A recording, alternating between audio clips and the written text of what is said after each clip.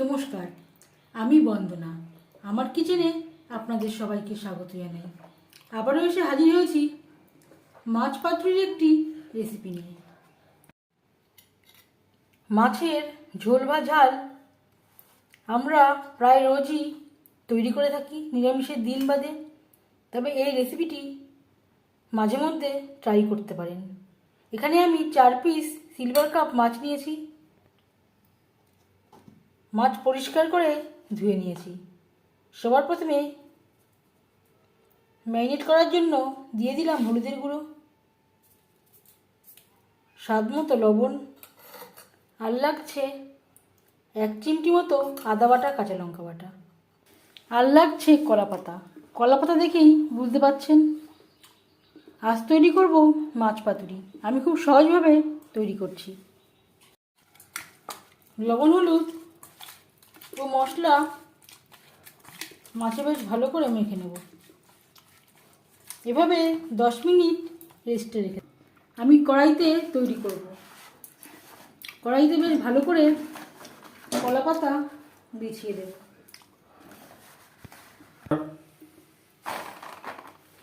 নিয়ে নেব আলু,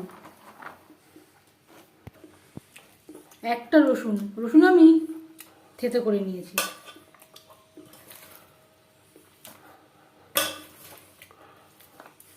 4টে পেঁয়াজ, 2টো টমেটো,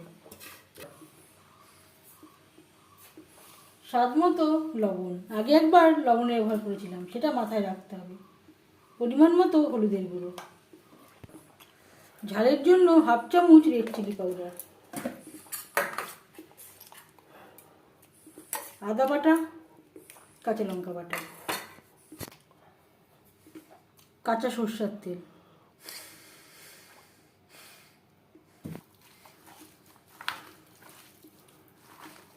সমস্ত উপকরণ দিয়ে বেশ ভালো করে মেখে নেব।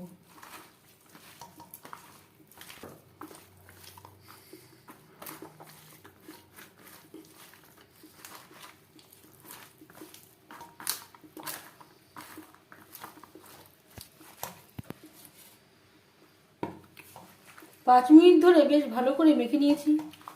এবার দিয়ে দেব ম্যারিনেট করে রাখা মাছ।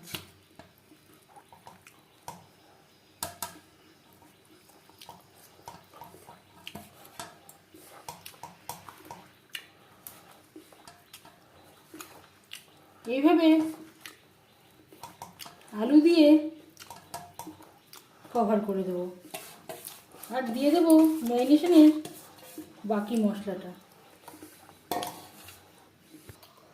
খুবই সামান্য পরিমাণে মশলা ধোয়া জল।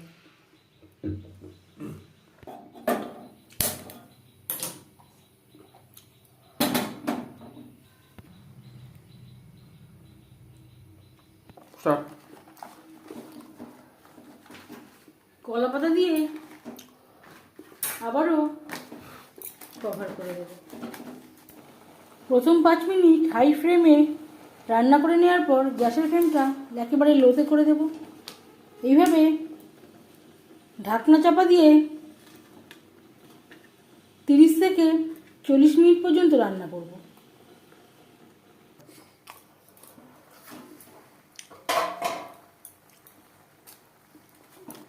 কুড়ি মিনিটের বেশি সময় হয়ে গেছে।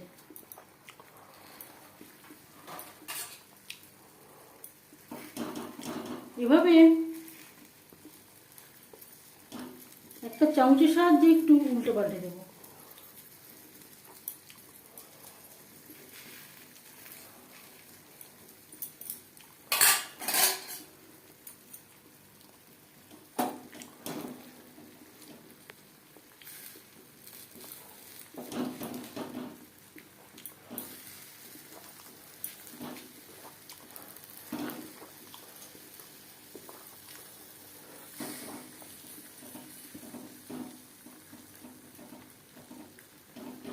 আবারও কভার করে দেবো।